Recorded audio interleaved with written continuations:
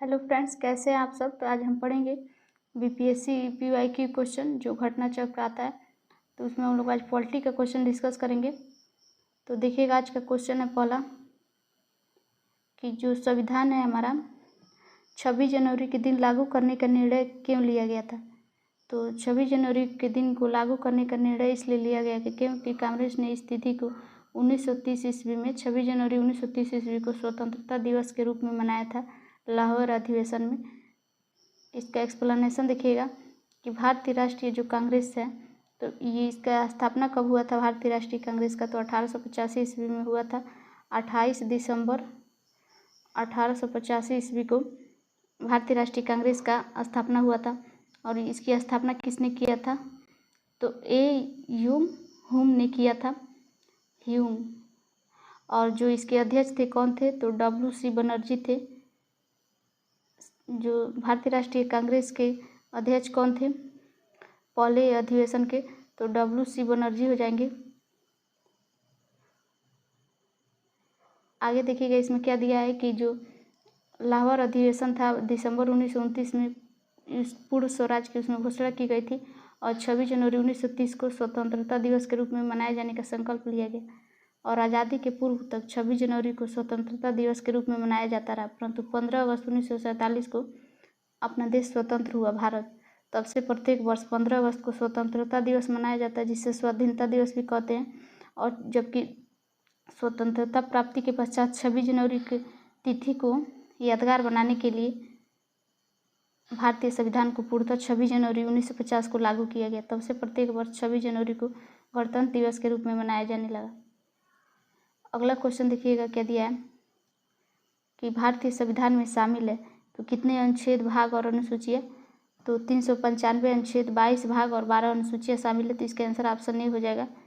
इसका एक्सप्लेनेशन दिया है कि भारतीय संविधान में लगभग 450 से अधिक अनुच्छेद हैं, परंतु यह सभी मूल अनुच्छेदों के साथ उपखंडों का क, ख, ग आदि में जुड़े हुए हैं। जो संविधान है उसके मूल संविधान में कितने भाग थे, तो 22 भाग थे और 395 अनुच्छेद और 8 अनुसूचियाँ हैं। संशोधनों के द्वारा कुछ नए अनुच्छेद भी जोड़े गए, कुछ अनुच्छेद उसमें से हटाए भी गए, नई अनुसूचियाँ भी जोड़ी गई। उनकी संख्या 8 से बढ़कर कितनी हो गई, तो 12 हो गई।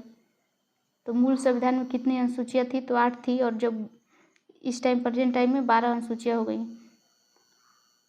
अगला क्वेश्चन है कि भारतीय संविधान में कितने आर्टिकल्स या अनुच्छेद हैं। तो 400 से अधिक अनुच्छेद हैं। इसका ऑप्शन में देखिएगा क्या दिया है।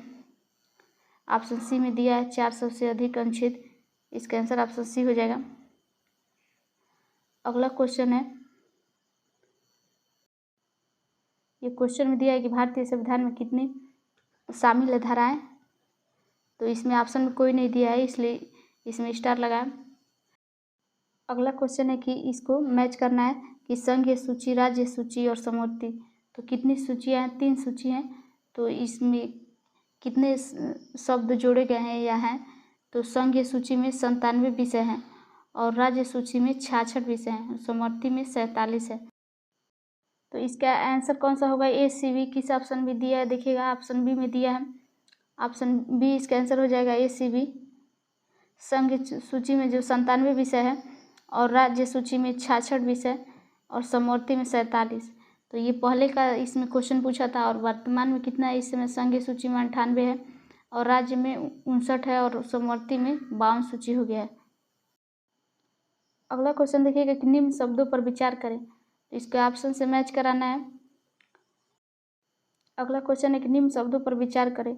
समाजवादी, प्रजातांत्रिक, सार्वभौमिक, धर्मनिरपेक्ष। जो प्रस्तावना हम लोग का दिया है उसमें क्रम वाइज इसको करना है। तो हम भारत के लोग भारत को संपूर्ण प्रभुत्व संपन्न, सार्वभौमिक पहले हो जाएगा सी, उसके बाद से समाजवादी होगा ए, उसके बाद धर्मनिरपेक्ष होगा डी, उसके बाद से बी। तो CADB ऑप्शन ए में दिया है। इसका आंसर ऑप्शन ए हो जाएगा। इसका एक्सप्लेनेशन दिया है कि भारतीय संविधान की प्रस्तावना में भारत को एक सार्वभौमिक, समाजवादी, धर्मनिरपेक्ष या पंथ निरपेक्ष, इसी को कहते हैं, प्रजातांत्रिक गणतंत्र के रूप में घोषित किया गया। उल्लेखनीय कि भारतीय संविधान में पंथ निरपेक्ष का शब्द का उल्लेख किया गया, न कि धर्मनिरपेक्ष का।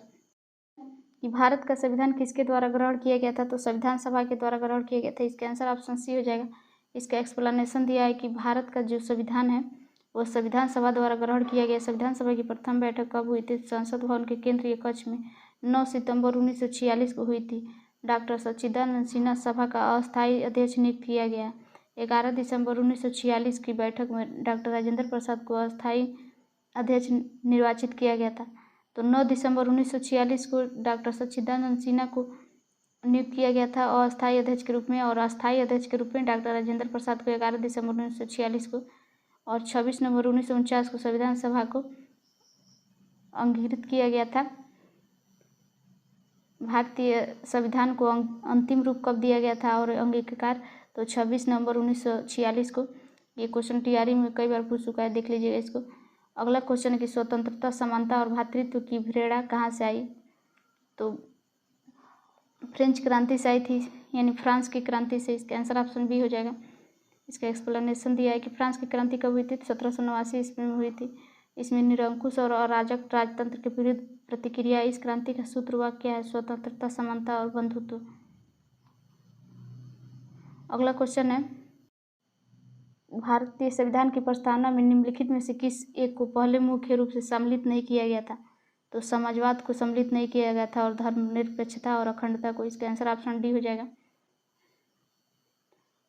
इसका एक्सप्लेनेशन दिया कि भारतीय संविधान की प्रस्तावना में भारत को एक सार्वभौमिक समाजवादी पंथ निरपेक्ष लोकतांत्रिक गणराज्य के रूप में घोषित किया गया था। उल्लेखनीय कि भारतीय संविधान में पंथ निरपेक्ष शब्द का उल्लेख किया गया, न कि धर्मनिरपेक्ष। 42वें संविधान संशोधन के बाद प्रस्तावना में 3 नए शब्द जोड़े गए थे, समाजवादी, पंथ निरपेक्ष और अखंडता। अगला क्वेश्चन है कि निम्नलिखित में से कौन सा भारतवर्ष को एक धर्मनिरपेक्ष राज्य के रूप में वर्णित करता है? आंसर हो जाएगा कि भारत की प्रस्तावना। ऑप्शन डी सही हो जाएगा। अगला क्वेश्चन है, इसमें एक्सप्लेनेशन दिया है कि जो भारत की संविधान की प्रस्तावना है उसके अनुसार भारत एक संपूर्ण समाजवादी धर्मनिरपेक्ष लोकतांत्रिक गणराज्य है। संविधान की प्रस्तावना पंडित जवाहरलाल नेहरू ने प्रारूपित और संविधान सभा द्वारा उद्देश्य प्रस्ताव पारित किया था। अगला क्वेश्चन है कि जो संवैधानिक उपचार का अधिकार है किसके अंतर्गत आता है? तो संवैधानिक उपचार का अधिकार किसके अंतर्गत आता है? मौलिक अधिकार के अंतर्गत आता है, और संवैधानिक अधिकार और कानूनी अधिकार तीनों के अंतर्गत आता है। तो ए, बी और सी इसका आंसर हुआ, तो इसलिए एक से अधिक आंसर हो जाएगा सी वाला, ई वाला ऑप्शन उपयुक्त में से एक से अधिक। तो संवैधानिक उपचार का अधिकार मौलिक अधिकार भी है, संवैधानिक अधिकार भी है और कानूनी अधिकार भी है। इसका एक्सप्लेनेशन दिया है कि जो संवैधानिक उपचारों का अधिकार है वह संविधान के भाग 3 में मूल अधिकार के तहत अनुच्छेद 32 से लेकर 35 तक इसका वर्णन किया गया है। संवैधानिक उपचार अधिकार स्वयं में कोई अधिकार न होकर अन्य मौलिक अधिकारों का अधिकार है। इसके अंतर्गत व्यक्ति मौलिक अधिकारों को हनन की व्यवस्था में न्यायालय की शरण ले सकता है। अतः संवैधानिक उपचारों का अधिकार निम्न के अंतर। तो आप अगर न्यायालय में जाएंगे तो किस अनुच्छेद के तहत? तो सुप्रीम कोर्ट में जाएंगे तो आर्टिकल 32 के तहत जाएंगे, और जो हाई कोर्ट में जाएंगे तो 226 के तहत आर्टिकल है, ये सब याद कर लीजिएगा। तो संवैधानिक उपचार किस अधिकार के अंतर्गत आता है? तो मौलिक अधिकार, संवैधानिक अधिकार और कानूनी अधिकार। अगला क्वेश्चन है कि भारत के संविधान का कौन सा अनुच्छेद देवनागरी लिपि में हिंदी को संघ सरकारी भाषा के रूप में मान्यता देता है? तो 343। इसका आंसर ऑप्शन सी हो जाएगा। इसका एक्सप्लेनेशन दिया है कि भारतीय जो संविधान का अनुच्छेद है उस 343 का संबंध भारत की राजभाषा संघ की राजभाषा से है। इसके अनुसार संघ की राजभाषा हिंदी और लिपि देवनागरी होगी। राजभाषा के संबंध में प्रावधान संविधान के भाग 17 में दिया गया है।